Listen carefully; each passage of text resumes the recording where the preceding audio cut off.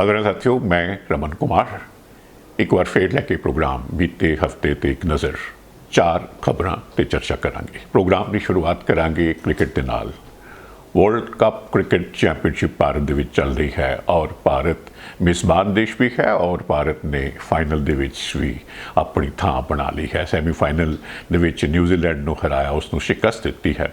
विस्तार नाल चर्चा करांगे। विराट कोहली की गल भी करांगे और गाज़ा, इनू गज़ा भी आखते ने, गाज़ा इजराइल की गल करांगे, उत्थे हो रही तबाही की गल करांगे और वीरवार वाले दिन छोटी उम्रे शहादत का जाम पी जाने वाले करतार सिंह सराभा का शहीदी दिवस मनाया गया और इस दिन सारे देश के विच और पंजाब दे विच भी कौमी प्रेस दिवस भी मनाया गया। सो वो खबर है और आखिर दे विच असी जिक्र करांगे, चर्चा करांगे। कुछ आतंकी धमकियां मिलियां हन भारत दे विच, इस करके अमृतसर सने कुछ एक हवाई अड्डिया के उपर सुरक्षा के प्रबंध बीते हफ्तियां बीते दिनों के दौरान बड़े करड़े कर दिए गए हैं।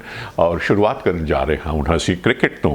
और भारत मेज़बान देश है, वर्ल्ड कप इत्थे हो रहा है और वीरवार बुधवार वाले दिन, वीरवार दूजा सैमीफाइनल होया, बुधवार वाले दिन मुंबई के इतिहासिक वानखेड़े स्टेडियम के विच भारत ने वधिया पारी खेडदिया होया न्यूजीलैंड को शिकस्त दी।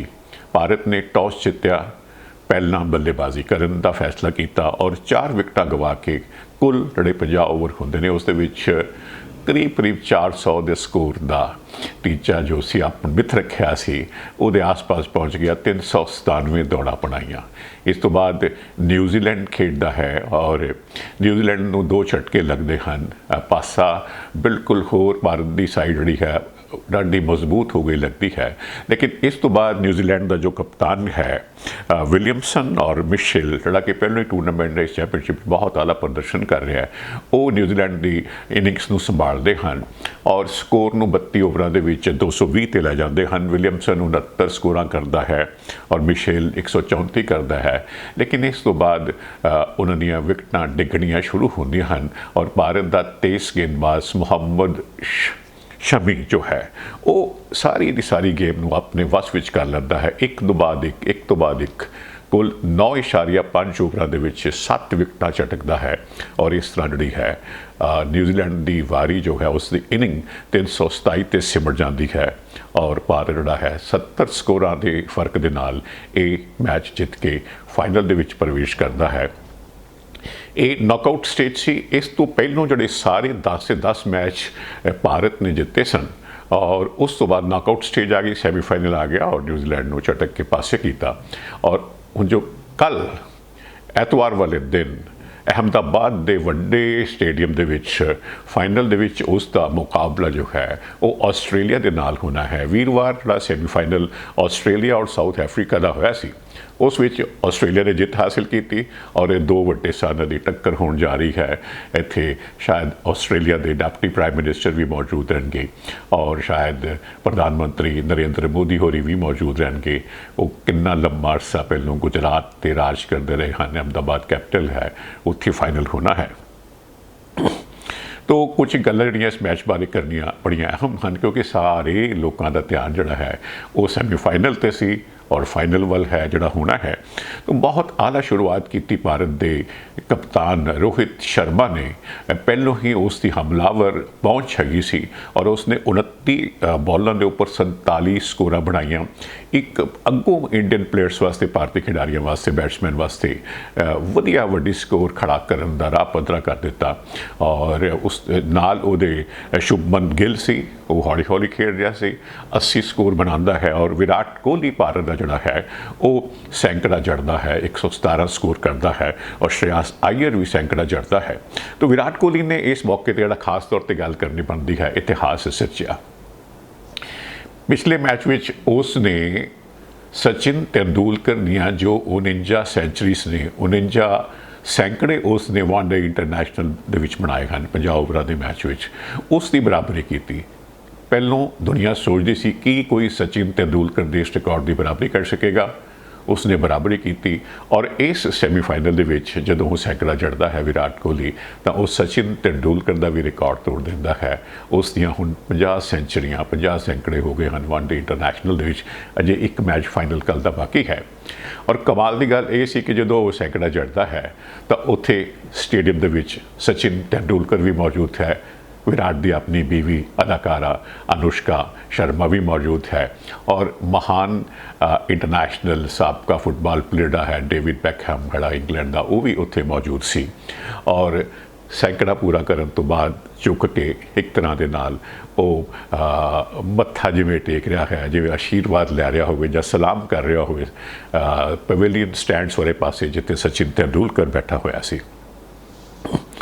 सो जी इस दी जो रिकॉर्ड्स की क्रिकेट का तीसरा है जिन्नी गल करते चले जाओ थोड़ी हो जाती है।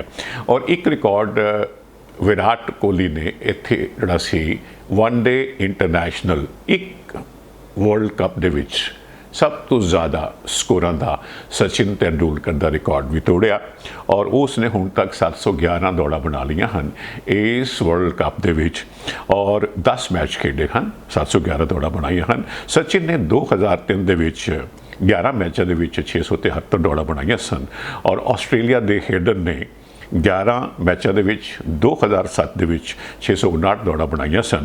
साडा रोहित शर्मा जो अपना कप्तान है इसने 2019 के 9 मैच खेड के 648 दौड़ा बनाई सन। और फिर आस्ट्रेलिया के वार्नर ने जोड़ा कि 5वें नंबर पर आता है, उसने 2019 के 10 मैच खेड के 647 दौड़ा बनाई सन। सो गल लंबी होंदी चली जाएगी किते मैनू लगता है क्योंकि क्रिकेट की जो तुसी गल करते हो गल किते मुक्कण ते नहीं आउंदी।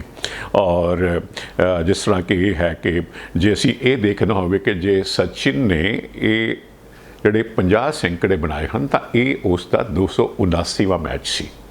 तो जेकर असी होर बाकी दे टॉप प्लेयर्स लईए तो 279 वन डे इंटरनेशनल खेड के कित्थे पहुंचे सन तो थोड़ा जिहा जिक्र मैं वो भी कर देना। इस तो बाद सचिन का नंबर आता है। सचिन ने 279 मैच जब तक खेडे सन तो 31 सैकड़े बनाए सन। विराट ने मैं जिक्र किया 50, फिर की पॉन्टिंग है उसने 35 सैकड़े बनाए सन। क्रिस गेल है तो उसने 23 बनाए सन। गांगुली है उसने 22 बनाए सन, यानी कि 279 मैच खेड के 22 बनाए सन। और रोहित जड़ा है उसका 253वां मैच खेड रहा है और ना माफ़ी चाहवागा 253 मैच खेड के उसने जोड़े 31 सैकड़े बनाए सन। सो ये भी गल नाल है कि ये अर्ध सैकड़े जोड़े है ने हाफ सेंचुरी जिनको 50 स्कोर है वो भी विराट कोहली ने अपने 100 अर्धशतक भी पूरे कर ले हैं। और हुण वन डे इंटरनेशनल उसका स्कोर बेहतरीन किते गांह निकल गया है 13,784। सो जी जिमें मैं जिक्र किया है कल जो है फाइनल होने जा रहा है। समूचे देश दियां अखां जड़ियां ने वो स्क्रीन के नाल जुड़ियां होनियां ने। लोगों को इसकी वड्डी आस है और विश्वास है कि जिस कदर इस चैंपीयनशिप दे विच शुरू तो लैके सैमीफाइनल तक भारत खेडदा आ रहा है वो आस्ट्रेलिया नूं शिकस्त देने दे विच कामयाब होवेगा। फलस्तीन विच गाजा विच तबाही जारी है। इजराइल के हमले लगातार चलते जा रहे हैं। हुण तक इन्ने के बंबां की बारिश की जा चुकी है कि जिसनूं माहर दसते हैं कि 15-16 हज़ार टन तो भी ज़्यादा बंब जड़े हैं ने वो गाजा के उपर सुट्टे जा चुके हैं। और ये दसिया जा रहा है कि जिवें 2 एटम बंबां के बराबर इन्ना भारी नुकसान जड़ा है वो उत्थे हो चुकिया है। और जिहड़े आसमान तो एयर बंबार्डमेंट हो रही है वो वक्री है और जोड़े तोपां नाल बंदूकां नाल असॉल्टां दे नाल जिहड़ी उत्थे हाहाकार मचाई जा रही है तबाही की जा रही है उसका कोई अंत नहीं है।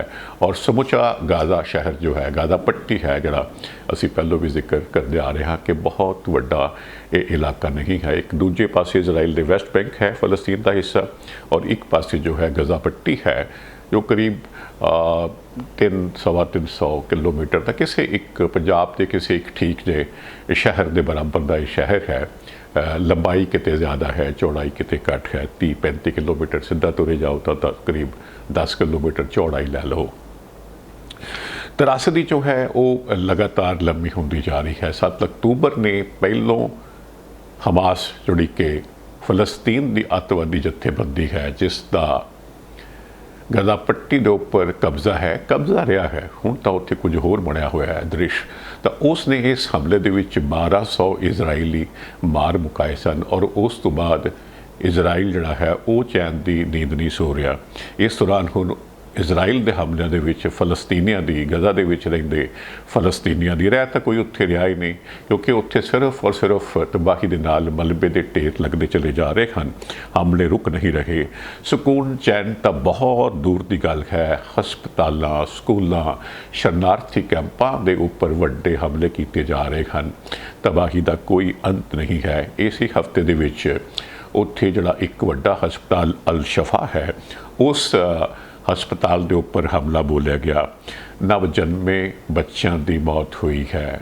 ਉੱਥੇ ਹੋਰਨਾਂ ਮਰੀਜ਼ਾਂ ਦੀ ਮੌਤ ਹੋਈ ਹੈ। ਨੌਜਵਾਨ ਮਾਰੇ ਗਏ ਹਨ ਔਰ ਉੱਥੇ ਹਸਪਤਾਲ ਦੇ ਵਿੱਚ ਪਹਿਲੋਂ ਹੀ ਹਾਲਾਤ ਬੜੇ ਮਾੜੇ ਸਨ। ਉੱਥੇ ਨਾ ਤਾਂ ਐਨਸਥੀਸੀਆ ਹੈ, ਐਂਟੀਸੈਪਟਿਕ ਦੀ ਥਾਂ 'ਤੇ ਵਿਨੇਗਰ ਦੀ ਵਰਤੋਂ ਕੀਤੀ ਜਾ ਰਹੀ ਹੈ। ਉੱਥੇ ਫਿਊਲ ਨਹੀਂ ਹੈ, ਬਿਜਲੀ ਨਹੀਂ ਹੈ। ਨਿੱਕੇ ਨਿੱਕੇ ਬੱਚੇ ਜਿਨ੍ਹਾਂ ਨੂੰ ਇਨਕਿਊਬੇਟਰ ਦੇ ਵਿੱਚ ਰੱਖਣਾ ਹੁੰਦਾ ਹੈ, ਉਹਨਾਂ ਦੀਆਂ ਜਾਨਾਂ ਜਾ ਰਹੀਆਂ ਹਨ, ਕਿਉਂਕਿ ਬਿਜਲੀ ਨਾ ਹੋਣ ਕਰਕੇ ਉੱਥੇ ਸਾਰੀ ਵਿਵਸਥਾ ਜਿਹੜੀ ਹੈ ਚਕਨਾਚੂਰ ਹੋ ਚੁੱਕੀ ਹੋਈ ਹੈ। ਔਰ ਅਹਾਤੇ ਦੇ ਵਿੱਚ ਉੱਥੇ ਲਾਸ਼ਾਂ ਪਈਆਂ ਹਨ, ਬਦਬੂ ਆ ਰਹੀ ਹੈ। ਕਿੰਨੇ ਹੀ ਲੋਕ ਉੱਥੇ ਜਿਹੜੇ ਮਾਰੇ ਗਏ ਨੇ, ਦਫਨ ਕਰ ਦਿੱਤੇ ਗਏ ਹਨ। ਇੱਕ ਤਾਂ ਮਰੀਜ਼ਾਂ ਦੀ ਭਾਲ ਨਹੀਂ ਹੋ ਰਹੀ, ਡਾਕਟਰ ਜਿਹੜੇ ਬੇਬਸ ਹਨ ਔਰ 5 ਤੋਂ ਲੈ ਕੇ 6000 ਲੋਕਾਂ ਨੇ ਹਮਲਿਆਂ ਤੋਂ ਬਚਣ ਵਾਸਤੇ ਉੱਥੇ ਸ਼ਰਨ ਲੈ ਰੱਖੀ ਹੈ। ਸੋ ਕੋਈ ਅਜਿਹਾ ਇਜ਼ਰਾਈਲ ਦਾ ਇਹ ਆਖਣਾ ਹੈ ਕਿ ਜੀ ਇਹ ਜਿਹੜਾ ਹਸਪਤਾਲ ਹੈ ਅਲ ਸ਼ਫਾ, ਇਸ ਨੂੰ ਮਨੁੱਖੀ ਢਾਲ ਬਣਾ ਕੇ ਹਮਾਸ ਵਾਲਿਆਂ ਨੇ, ਹਮਾਸ ਦੇ ਦਹਿਸ਼ਤਗਰਦਾਂ ਨੇ ਇਸ ਨੂੰ ਹੈੱਡਕੁਆਟਰ ਬਣਾ ਰੱਖਿਆ ਸੀ ਔਰ ਇਸ ਦੇ ਥੱਲੇ ਸੁਰੰਗਾਂ ਦੇ ਵਿੱਚ ਉਸ ਨੇ ਆਪਣੇ ਹਥਿਆਰਾਤ ਰੱਖ ਛੱਡੇ ਸਨ। ਉੱਥੇ ਆਪਣਾ ਕੰਟਰੋਲ ਰੂਮ ਬਣਾ ਕੇ ਰੱਖਿਆ ਹੋਇਆ ਸੀ ਔਰ ਸ਼ਹਿਰੀਆਂ ਨੂੰ, ਜਿਵੇਂ ਮੈਂ ਜ਼ਿਕਰ ਕੀਤਾ, ਇੱਕ ਢਾਲ ਬਣਾ ਕੇ ਵਰਤ ਰਹੇ ਸਨ। ਦੁਨੀਆ ਦੇ ਦੇਸ਼ ਇਜ਼ਰਾਈਲ ਨੂੰ ਸੀਜ਼ਫਾਇਰ ਦੀ ਅਪੀਲ ਕਰ ਰਹੇ ਹਨ। ਕੋਈ ਸੁਣਵਾਈ ਨਹੀਂ ਹੋ ਰਹੀ ਹੈ। ਪੂਰੀ ਦੀ ਪੂਰੀ ਇਜ਼ਰਾਈਲ ਦੀ ਮਨਮਰਜ਼ੀ ਚੱਲ ਰਹੀ ਹੈ। ਕਤਰ ਦੇਸ਼ ਕਿਤੇ ਜਿਹੜਾ ਥੋੜਾ ਨਾਲ ਲੱਗਦਾ ਹੈ। ਕਮਾਲ ਦੀ ਗੱਲ ਇਹ ਹੈ ਕਿ ਕਤਰ ਦੇਸ਼ ਦੇ ਵਿੱਚ ਦੱਸਦੇ ਹਨ ਕਿ ਹਮਾਸ ਜਥੇਬੰਦੀ ਦੇ ਜਿਹੜੇ ਸੀਨੀਅਰ ਕਮਾਂਡਰਸ ਨੇ ਉੱਥੇ ਰਹਿੰਦੇ ਨੇ। ਸੈਂਕੜੇ ਕਰੋੜਾਂ ਦੀ ਉਹਨਾਂ ਦੀ ਜਾਇਦਾਦ ਹੈ, ਉਹ ਉੱਥੇ ਸੁਰੱਖਿਅਤ ਹਨ ਔਰ ਕਤਰ ਜੋ ਹੈ ਉਹ ਵਿਚੋਲਾ ਬਣ ਰਿਹਾ ਹੈ, ਉਹ ਸਾਲਸ ਬਣ ਰਿਹਾ ਹੈ। ਕਿਉਂਕਿ ਜਦੋਂ 7 ਅਕਤੂਬਰ ਨੂੰ ਹਮਾਸ ਨੇ ਇਜ਼ਰਾਈਲ ਤੇ ਹਮਲਾ ਕੀਤਾ ਸੀ ਤਾਂ ਉਹ 240-42 ਦੇ ਕਰੀਬ ਇਜ਼ਰਾਈਲੀਆਂ ਨੂੰ ਬੰਦਕ ਬਣਾ ਕੇ ਨਾਲ ਲੈ ਗਏ ਸਨ। ਬੱਚੇ ਵੀ ਸਨ, ਨੌਜਵਾਨ ਵੀ ਸਨ, ਬਜ਼ੁਰਗ ਵੀ ਸਨ, ਔਰਤਾਂ ਵੀ ਸਨ। ਤਾਂ ਉਹਨਾਂ ਨੂੰ ਛੁਡਵਾਉਣ ਵਾਸਤੇ ਉਹ ਸਾਲਿਸ ਦਾ ਰੋਲ ਵੀ ਅਦਾ ਕਰ ਰਿਹਾ ਹੈ। ਇਜ਼ਰਾਈਲ ਨਾਲ ਵੀ ਗੱਲ ਹੋ ਰਹੀ ਹੈ, ਅਮਰੀਕਾ ਨਾਲ ਵੀ ਗੱਲ ਹੋ ਰਹੀ ਹੈ। ਕਮਾਲ ਦੀ ਗੱਲ ਤਾਂ ਇਹ ਹੈ ਕਿ ਆਤੰਕੀ ਜਥੇਬੰਦੀ ਹੈ, ਉਸਨੇ ਭਾਰੀ ਤਬਾਹੀ ਮਚਾਈ ਇਜ਼ਰਾਈਲ ਦੇ ਵਿੱਚ, ਹਮਾਸ ਨੇ, ਔਰ ਹਮਾਸ ਨੂੰ ਉੱਥੇ ਸੁਰੱਖਿਅਤ ਵਸੇਵਾ ਹਾਸਲ ਹੈ ਕਤਰ ਦੇ ਵਿੱਚ। ਮਤਲਬ ਇਸ ਸਮੁੱਚੀ ਸਥਿਤੀ ਨੂੰ ਸਮਝਣ ਦੇ ਵਿੱਚ ਬੜੀ ਵੱਡੀ ਪਰੇਸ਼ਾਨੀ ਆਉਂਦੀ ਹੈ ਕਿ ਕੌਣ ਕਿਸ ਦੇ ਵੱਲ ਹੈ। ਕਤਰ ਉਹਨਾਂ ਲੋਕਾਂ ਨੂੰ ਹਿਫਾਜ਼ਤ ਦੇ ਰਿਹਾ ਹੈ, ਉਹਨਾਂ ਨੂੰ ਸੁਰੱਖਿਆ ਦੇ ਰਿਹਾ ਹੈ ਜਿਨ੍ਹਾਂ ਨੇ ਵੱਡਾ ਆਤੰਕੀ ਹਮਲਾ ਇਜ਼ਰਾਈਲ ਤੇ ਬੋਲਿਆ ਸੀ। ਔਰ ਇਹ ਵੀ ਨਾਲ ਹੈ ਕਿ ਲਗਾਤਾਰ ਅਪੀਲਾਂ ਹੋ ਰਹੀਆਂ ਹਨ ਉੱਥੇ ਰਾਹਤ ਸਮੱਗਰੀ ਪਹੁੰਚਾਉਣ ਵਾਸਤੇ। ਮਿਸਰ ਵਾਲੇ ਪਾਸਿਓਂ, ਇਜਿਪਟ ਵਾਲੇ ਪਾਸਿਓਂ ਪਿੱਛੇ ਕੁਝ ਦਿਨ ਪਹਿਲਾਂ ਥੋੜ੍ਹੇ ਟਰੱਕ ਭੇਜ ਦਿੱਤੇ ਗਏ, ਲੇਕਿਨ ਉਸ ਰਾਹਤ ਸਮੱਗਰੀ ਦਾ ਵੀ ਕੋਈ ਮਤਲਬ ਨਹੀਂ ਹੈ, ਕੋਈ ਅਰਥ ਨਹੀਂ ਹੈ ਜਦ ਇੱਕ ਪਾਸੇ ਲਗਾਤਾਰ ਹਮਲਿਆਂ ਦੇ ਵਿੱਚ ਤਬਾਹੀ ਮਚੀ ਜਾ ਰਹੀ ਹੈ, ਸਾਰਾ ਕੁਝ ਢਹਿ ਢੇਰੀ ਹੋ ਰਿਹਾ ਹੈ। ਤਾਂ ਉਸ ਦੇ ਵਿੱਚ ਰਾਹਤ ਸਮੱਗਰੀ ਕਿਸ ਕੰਮ ਆਏਗੀ? ਜਿਨ੍ਹਾਂ ਨੂੰ ਤੁਸੀਂ ਰਾਹਤ ਸਮੱਗਰੀ ਦੇ ਰਹੇ ਹੋ ਉਹ ਕੋਈ ਵੱਖਰੇ ਇੱਕ ਕੈਂਪ ਦੇ ਵਿੱਚ ਤਰੀਕੇ ਨਾਲ ਰਹਿ ਨਹੀਂ ਰਹੇ, ਉਹਨਾਂ ਦੇ ਉੱਪਰ ਹੀ ਦੁਬਾਰਾ ਹਮਲੇ ਹੋ ਰਹੇ ਨੇ ਔਰ ਜੋ ਕੁਝ ਉੱਥੇ ਚਾਹੀਦਾ ਹੈ ਉਸ ਦਾ ਕੱਖ ਵੀ ਨਸੀਬ ਨਹੀਂ ਹੋ ਰਿਹਾ। ਹੁਣ ਤਾਂ ਪਾਣੀ ਨਾ ਮਿਲਣ ਕਰਕੇ ਵੀ ਲੋਕੀ ਤਰਿਆਏ ਹੋਏ ਹਨ, ਉਹਨਾਂ ਦੀਆਂ ਮੌਤਾਂ ਹੋ ਰਹੀਆਂ ਹਨ। ਸੰਯੁਕਤ ਰਾਸ਼ਟਰ ਦੀ ਅਪੀਲ ਹੋ ਰਹੀ ਹੈ। ਸੰਯੁਕਤ ਰਾਸ਼ਟਰੀ ਅਪੀਲ ਦਾ ਕਈ ਵਾਰ ਅਸੀਂ ਦੇਖਿਆ ਕਿ ਕੋਈ ਅਸਰ ਨਹੀਂ ਹੁੰਦਾ, ਇੱਥੇ ਵੀ ਇਹੋ ਹੀ ਹਾਲ ਹੈ। ਔਰ ਸਿਕਿਉਰਿਟੀ ਕੌਂਸਲ ਜਿਹੜੀ ਹੈ ਉਹਦੇ ਵਿੱਚ 5 ਪਰਮਾਨੈਂਟ ਮੈਂਬਰ ਹੁੰਦੇ ਹਨ, ਕੁੱਲ 15 ਮੈਂਬਰ ਹੁੰਦੇ ਹਨ, ਅਸਥਾਈ ਮੈਂਬਰ ਵੀ 10 ਹੁੰਦੇ ਹਨ। ਤਾਂ ਸਿਕਿਉਰਿਟੀ ਕੌਂਸਲ ਦੇ ਵੱਲੋਂ ਕੋਈ ਅਪੀਲ ਕੀਤੀ ਜਾਂਦੀ ਹੈ ਉਹਦਾ ਵੀ ਕੋਈ ਮਤਲਬ ਨਹੀਂ, ਕਿਉਂਕਿ ਉੱਥੇ ਕੋਈ ਇੱਕ ਦੇਸ਼ ਜਿਵੇਂ ਕਿ ਅਮਰੀਕਾ ਹੈ ਉਹ ਬੜੇ ਇਤਮੀਨਾਨ ਦੇ ਨਾਲ ਇਜ਼ਰਾਈਲ ਦੇ ਹੱਕ ਵਿੱਚ ਭੁਗਤ ਜਾਏਗਾ। ਇਹਨਾਂ 5 ਪੱਕੇ ਮੈਂਬਰਾਂ ਦੇ ਕੋਲ ਵੀਟੋ ਦੀ ਤਾਕਤ ਹੈ। ਉਧਰ ਯੂਰਪ ਦੇ ਦੇਸ਼ ਵੀ ਹੁਣ ਇਜ਼ਰਾਈਲ ਦੇ ਨਾਲ ਨਾਰਾਜ਼ ਹੋ ਰਹੇ ਹਨ। ਅਰਬ ਦੇਸ਼ ਵੀ ਜਿਹੜੇ ਹਨ ਉਹ ਵੀ ਨਾਰਾਜ਼ ਹਨ, ਨਾਖੁਸ਼ ਹਨ। ਔਰ ਆਉਂ ਲੱਗਦਾ ਹੈ ਕਿ ਜਿਹੜੀਆਂ ਯਾਤਨਾਵਾਂ ਇਜ਼ਰਾਈਲੀਆਂ ਨੇ, ਯਹੂਦੀਆਂ ਨੇ ਦੂਜੀ ਵਿਸ਼ਵ ਜੰਗ ਦੇ ਸਮੇਂ, ਹਿਟਲਰ ਦੇ ਸਮੇਂ ਭੋਗੀਆਂ ਸਨ, ਜਿਹੜਾ ਨਸਲਕੁਸ਼ੀ ਦਾ ਇੱਕ ਟੀਚਾ ਲੈ ਰੱਖਿਆ ਸੀ ਹਿਟਲਰ ਨੇ, ਔਰ ਕਿੰਨੇ ਲੱਖਾਂ ਲੋਕ ਉੱਥੇ ਗੈਸ ਚੈਂਬਰਾਂ ਦੇ ਵਿੱਚ ਮਾਰ ਦਿੱਤੇ ਗਏ ਸਨ, ਯਹੂਦੀ ਇਜ਼ਰਾਈਲੀ ਮਾਰ ਦਿੱਤੇ ਗਏ ਸਨ। ਇਵੇਂ ਲੱਗਦਾ ਹੈ ਕਿ ਜਿਵੇਂ ਇਸਰਾਈਲ ਵੀ ਫਲਸਤੀਨੀਆਂ ਦੀ ਨਸਲਕੁਸ਼ੀ ਤੇ ਰਾਹ ਤੁਰਿਆ ਹੋਇਆ ਹੈ। ਹੁਣ ਗੱਲ ਕਰਾਂਗੇ ਜੀ ਕਰਤਾਰ ਸਿੰਘ ਸਰਾਭਾ ਦੀ।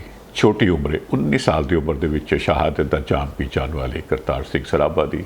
ਸਰਾਭਾ ਦਾ ਜਨਮ ਲੁਧਿਆਣਾ ਦੇ ਨਾਲ ਲੱਗਦੇ ਸਰਾਭਾ ਪਿੰਡ ਦੇ ਵਿੱਚ ਹੋਇਆ ਸੀ।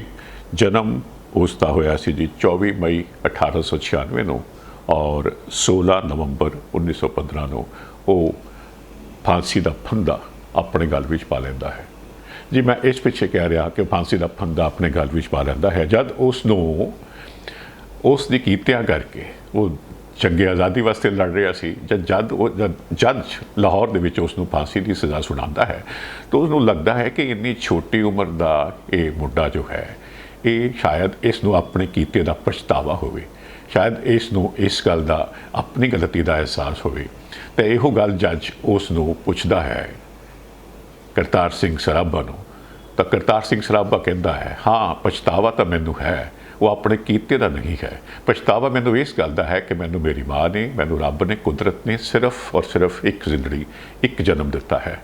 ਜੇਕਰ ਮੈਨੂੰ ਹੋਰ ਜਨਮ ਮਿਲਣਗੇ, ਅਨੇਕ ਜਨਮ ਮਿਲਣਗੇ, ਤਾਂ ਉਹ ਸਾਰੇ ਜਨਮ ਜੋ ਹੈ ਮੈਂ ਆਪਣੇ ਦੇਸ਼ ਦੀ ਆਜ਼ਾਦੀ ਦੀ ਲੜਦਿਆਂ ਕੁਰਬਾਨ ਕਰ ਦਿਆਂਗਾ, ਆਪਣਾ ਬਲੀਦਾਨ ਦੇਵਾਂਗਾ। ਭਾਰਤ ਮਾਤਾ ਦੇ ਪੈਰਾਂ 'ਚ ਜੋ ਗੁਲਾਮੀ ਦੀਆਂ ਜ਼ੰਜੀਰਾਂ ਹਨ, ਉਸ ਨੂੰ ਤੋੜਨ ਵਾਸਤੇ ਇੱਕ ਨਹੀਂ ਅਨੇਕ ਜੀਵਨ ਜੋ ਹੈ ਉਹ ਨਿਸ਼ਾਵਰ ਕਰ ਦਿਆਂਗਾ, ਉਹ ਕੁਰਬਾਨ ਕਰ ਦਿਆਂਗਾ। ਤੋ ਬਹੁਤ ਛੋਟੀ ਉਮਰ ਸੀ, 19 ਸਾਲ ਦਾ ਜਿਵੇਂ ਮੈਂ ਜ਼ਿਕਰ ਕੀਤਾ ਹੈ। ਉਹ 1912 ਦੇ ਵਿੱਚ ਕਰੀਬ 16 ਸਾਲ ਦੇ ਆਸ-ਪਾਸ ਦੀ ਉਮਰ ਦੇ ਵਿੱਚ ਉਹ ਅਮਰੀਕਾ ਕੈਲੀਫੋਰਨੀਆ ਚਲੇ ਜਾਂਦਾ ਹੈ, ਪੜ੍ਹਾਈ ਵਾਸਤੇ ਚਲਾ ਜਾਂਦਾ ਹੈ। ਪੜ੍ਹਾਈ ਉਹਨੇ ਉੱਥੇ ਕੀ ਕਰਨੀ ਸੀ, ਉਹ ਛੇਤੀ ਹੀ ਜੋ ਹੈ ਲਾਲਾ ਹਰਦਿਆਲ ਔਰ ਸੋਹਣ ਸਿੰਘ ਪਕਣਾ ਜਿਹੜੇ ਕਿ ਗਦਰ ਲਹਿਰ ਦੀ ਰਹਿਨੁਮਾਈ ਕਰ ਰਹੇ ਸਨ, ਉਹਨਾਂ ਦੇ ਨਾਲ ਹੋ ਟੁਰਦਾ ਹੈ।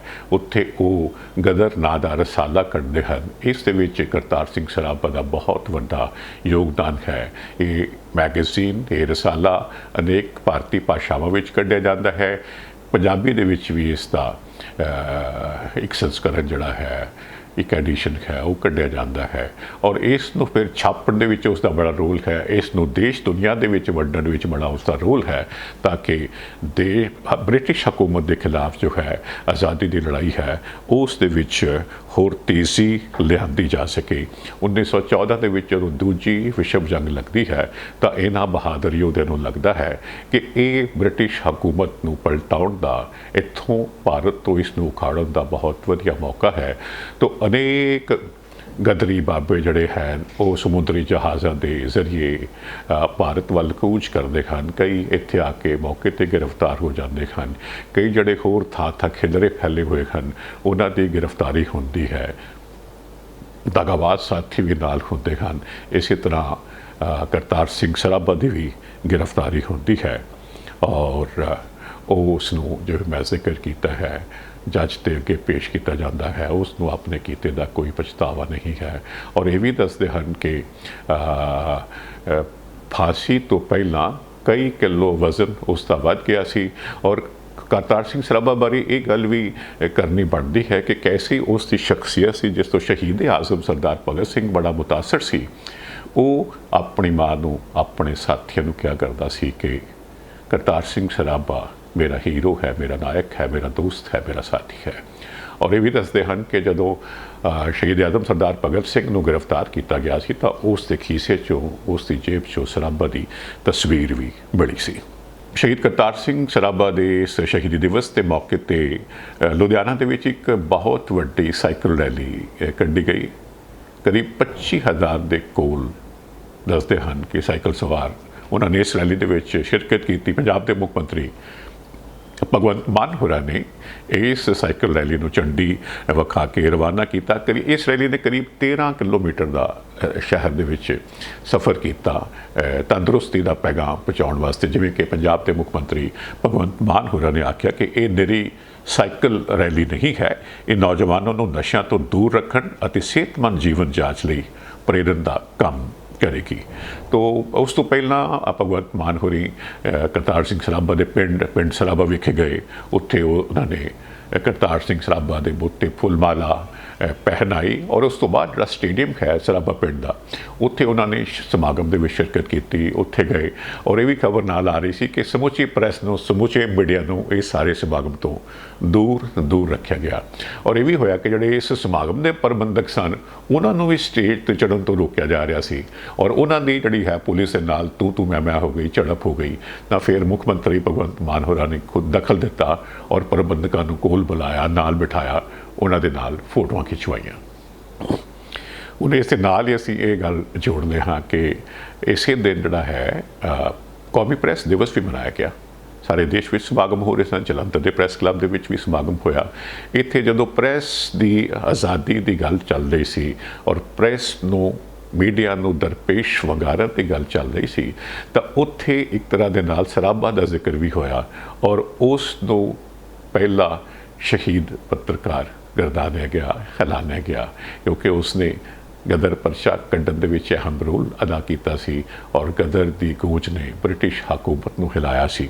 ਤੋ ਇਸ ਮੌਕੇ 'ਤੇ ਪ੍ਰੈਸ ਕਲੱਬ ਦੇ ਵਿੱਚ ਜਿਹੜਾ ਇਹ ਸਮਾਗਮ ਹੋਇਆ ਪ੍ਰੈਸ ਨੂੰ ਦਰਪੇਸ਼ ਵੰਗਾਰਾਂ ਦੇ ਮੁੱਦੇ 'ਤੇ, ਤੋ ਇਸ ਵਿੱਚ ਇਹ ਜ਼ਿਕਰ ਵੀ ਕੀਤਾ ਗਿਆ ਕਿ ਬਹੁਤ ਜ਼ਿਆਦਾ ਮੀਡੀਆ ਦੇ ਉੱਪਰ, ਖਾਸ ਤੌਰ 'ਤੇ ਟੈਲੀਵਿਜ਼ਨ ਚੈਨਲਾਂ ਦੇ ਉੱਪਰ ਵੱਡੇ ਕਾਰਪੋਰੇਟ ਯਾਨੀ ਕਿ ਕਾਰੋਬਾਰੀ ਘਰਾਣਿਆਂ ਦਾ ਕਬਜ਼ਾ ਹੋ ਚੁੱਕਾ ਹੈ। ਨਿਰਪੱਖ ਆਵਾਜ਼ਾਂ ਦਬ ਰਹੀਆਂ ਹਨ ਔਰ ਇਸੇ ਤਰ੍ਹਾਂ ਹੁਣ ਡਿਜੀਟਲ ਮੀਡੀਆ ਨੂੰ ਨੱਥ ਪਾਉਣ ਵਾਸਤੇ ਕੇਂਦਰ ਸਰਕਾਰ ਵੱਲੋਂ ਨਵੇਂ ਕਾਨੂੰਨ ਘੜੇ ਜਾ ਰਹੇ ਹਨ। ਇਸ ਸਮਾਗਮ ਦੇ ਵਿੱਚ ਮੈਨੂੰ ਵੀ ਬੈਠਣ ਦਾ 2 ਮਿੰਟ ਬੋਲਣ ਦਾ ਮੌਕਾ ਵੀ ਮਿਲਿਆ ਔਰ ਸੀਨੀਅਰ ਪੱਤਰਕਾਰ ਜਿਹੜੇ ਨੇ Jatinder Pannu, Satnam Singh Manak, Balwinder Jammu, Rakesh Shantidoot, Times of India, IP Singh, Simran Sidhu ਔਰ ਹੋਰ ਲੋਕ ਹਾਜ਼ਰ ਸਨ। ਦੇਸ਼ ਵਿੱਚ ਆਤੰਕੀ ਦਹਿਸ਼ਤੀ ਧਮਕੀਆਂ ਦੇ ਮੱਦੇਨਜ਼ਰ 3 ਏਅਰਪੋਰਟਸ ਦੇ ਉੱਪਰ, 3 ਹਵਾਈ ਅੱਡਿਆਂ ਦੇ ਉੱਪਰ ਖਾਸ ਤੌਰ 'ਤੇ ਸੁਰੱਖਿਆ ਦੇ ਪ੍ਰਬੰਧ ਜਿਹੜੇ ਹਨ ਬਹੁਤ ਜ਼ਿਆਦਾ ਕਰੜੇ ਕਰ ਦਿੱਤੇ ਗਏ ਹਨ। ਇਹ ਏਅਰਪੋਰਟਸ ਹਨ ਅੰਮ੍ਰਿਤਸਰ, ਅਹਿਮਦਾਬਾਦ ਜਿੱਥੇ ਕਿ ਕੱਲ੍ਹ ਵਰਲਡ ਕ੍ਰਿਕਟ ਕੱਪ ਦਾ ਫਾਈਨਲ ਹੋਣ ਜਾ ਰਿਹਾ ਹੈ, ਔਰ ਦਿੱਲੀ ਦਾ international Indira Gandhi international airport. 6 for justice ਦਾ ਮੁਖੀਆ ਹੈ ਜੀ ਗੁਰਪਤਵੰਤ ਸਿੰਘ ਪੰਨੂ। ਤੁਸੀਂ ਜਾਣਦੇ ਹੋ ਐਰਾ ਗੈਰਾ ਧਮਕੀਆਂ ਦਿੰਦਾ ਰਹਿੰਦਾ ਹੈ, ਭਾਰਤ ਦੇ ਖਿਲਾਫ ਊਟ ਪਟਾਂਗ ਬੋਲਦਾ ਰਹਿੰਦਾ ਹੈ, ਖਾਲਿਸਤਾਨ ਵਾਸਤੇ ਚੰਦ ਇੱਕ ਲੋਕ ਰਲ ਕੇ ਆਵਾਜ਼ ਬੁਲੰਦ ਕਰਦੇ ਰਹਿੰਦੇ ਹਨ। ਕੋਈ ਉਹਨਾਂ ਦੀ ਸੁਣਦਾ ਹੈ ਜਾਂ ਨਹੀਂ, ਇੱਥੇ ਵੱਖਰੀ ਗੱਲ ਹੈ। ਉੱਥੇ ਉਹਨਾਂ ਨੇ ਆਪਣੀ ਦੁਕਾਨਦਾਰੀ ਵਧੀਆ ਵੱਖਰੀ ਖੋਲ੍ਹ ਰੱਖੀ ਹੋਈ ਹੈ। ਹੁਣ ਜਨਾਬ ਨੇ ਇੱਕ ਨਵੀਂ ਧਮਕੀ ਇਹ ਦੇ ਦਿੱਤੀ ਕਿ 19 ਨਵੰਬਰ ਤੋਂ ਬਾਅਦ ਏਅਰ ਇੰਡੀਆ ਦੇ ਜਹਾਜ਼ ਦੇ ਵਿੱਚ ਕੋਈ ਵੀ ਬੰਦਾ ਸਫ਼ਰ ਨਾ ਕਰੇ। ਜੇ ਉਹ ਸਫ਼ਰ ਕਰਦਾ ਹੈ ਤਾਂ ਆਪਣੇ ਰਿਸਕ 'ਤੇ ਕਰਦਾ ਹੈ, ਯਾਨੀ ਕਿ ਇੱਕ ਤਰ੍ਹਾਂ ਦਾ ਉਹ ਆਪਣੀ ਜਾਨ ਨੂੰ ਖਤਰਾ ਸਮਝੇ, ਇਹ ਗੁਰਪਤਵੰਤ ਸਿੰਘ ਪੰਨੂ ਆਖ ਰਿਹਾ ਹੈ।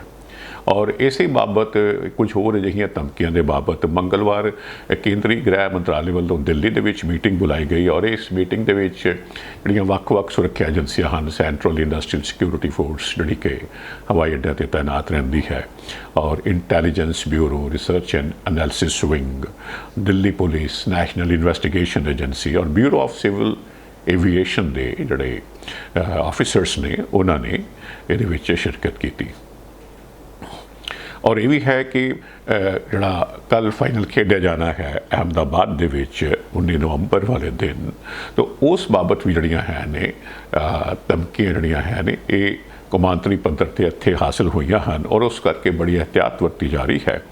ਔਰ ਖਾਸ ਤੌਰ 'ਤੇ ਬਿਊਰੋ ਆਫ ਸਿਵਲ ਐਵੀਏਸ਼ਨ ਹੈ, ਜਦੋਂ ਹਮਾਸ ਨੇ ਇਜ਼ਰਾਈਲ 'ਤੇ ਹਮਲਾ ਕੀਤਾ ਤਾਂ ਉਸ ਤੋਂ ਬਾਅਦ ਪੰਨੂ ਹੋਰਾਂ ਵੱਲੋਂ ਅਜਿਹੀ ਧਮਕੀ ਦਿੱਤੀ ਗਈ ਹੈ। ਇਸ ਫਾਈਨਲ ਨੂੰ ਲੈ ਕੇ ਕ੍ਰਿਕਟ ਦਾ ਫਾਈਨਲ ਖੇਡਿਆ ਜਾਣਾ ਹੈ ਔਰ ਏਅਰ ਇੰਡੀਆ ਦੇ ਜਹਾਜ਼ਾਂ ਵਿੱਚ ਸਫ਼ਰ ਕਰਨ ਨੂੰ ਲੈ ਕੇ तो उस करके ਜਿਹੜੀ ਹੈ ਸੁਰੱਖਿਆ ਦੇ ਕਰੜੇ ਪ੍ਰਬੰਧ ਕੀਤੇ ਗਏ ਸਨ। ਜਦੋਂ ਇਹ ਧਮਕੀ ਅਜਿਹੀਆਂ ਆਉਣੀਆਂ ਸ਼ੁਰੂ ਹੋਈਆਂ ਤਾਂ ਹੁਣ ਇਹ ਜਿਹੜੀ ਹੈ ਜਿਹੜੀ ਇਹਤਿਆਤ ਹੈ, ਸੁਰੱਖਿਆ ਹੈ, ਇਹ 30 ਨਵੰਬਰ ਤੱਕ ਵਧਾ ਦਿੱਤੀ ਗਈ ਹੈ ਔਰ ਸੁਰੱਖਿਆ ਕਰਮੀਆਂ ਨੂੰ ਹਦਾਇਤ ਕੀਤੀ ਗਈ ਹੈ ਕਿ ਅੰਮ੍ਰਿਤਸਰ, ਦਿੱਲੀ, ਅਹਿਮਦਾਬਾਦ ਦੇ ਹਵਾਈ ਅੱਡਿਆਂ ਤੇ ਜਿਹੜਾ ਲੋਕ ਸਮਾਨ ਲੈ ਕੇ ਜਾਂਦੇ ਹਨ ਉਸ ਦੀ ਅਚਨਚੇਤ ਜਿਹੜੀ ਹੈ ਉਹ ਚੈਕਿੰਗ ਕੀਤੀ ਜਾਵੇ।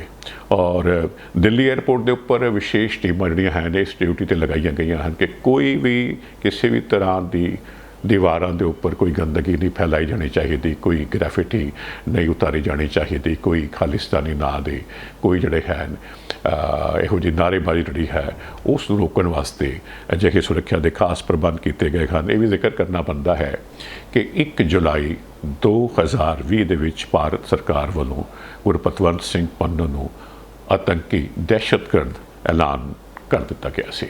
ਸੋ ਜੀ ਅੱਜ ਦੇ ਪ੍ਰੋਗਰਾਮ ਦੇ ਵਿੱਚ ਮੈਂ ਖਬਰਾਂ ਤਾਂ 4 ਹੀ ਸ਼ਾਮਲ ਕੀਤੀਆਂ ਪਰ ਸਾਰਿਆਂ ਦੇ ਉੱਪਰ ਥੋੜੀ ਵਿਸਥਾਰ ਦੇ ਨਾਲ ਚਰਚਾ ਕਰ ਲਈ ਹੈ। ਕ੍ਰਿਕਟ ਤੋਂ ਸ਼ੁਰੂਆਤ ਕੀਤੀ ਸੀ ਔਰ ਇਸ ਆਸ ਦੇ ਨਾਲ ਕਿ ਹੁਣ ਕੱਲ੍ਹ ਐਤਵਾਰ ਵਾਲੇ ਦਿਨ ਅਹਿਮਦਾਬਾਦ ਦੇ ਵਿੱਚ ਇਸ ਵਰਲਡ ਕੱਪ ਦਾ ਫਾਈਨਲ ਮੈਚ ਖੇਡਿਆ ਜਾਏਗਾ ਔਰ ਕਿਸ ਕਦਰ ਜਿਹੜਾ ਹੈ ਭਾਰਤੀ ਦਰਸ਼ਕਾਂ ਨੂੰ ਇਸ ਮੈਚ ਦਾ ਇੰਤਜ਼ਾਰ ਹੈ ਉਹ ਤੁਸੀਂ ਵੀ ਜਾਣਦੇ ਹੋ, ਅਸੀਂ ਵੀ ਜਾਣਦੇ ਹਾਂ।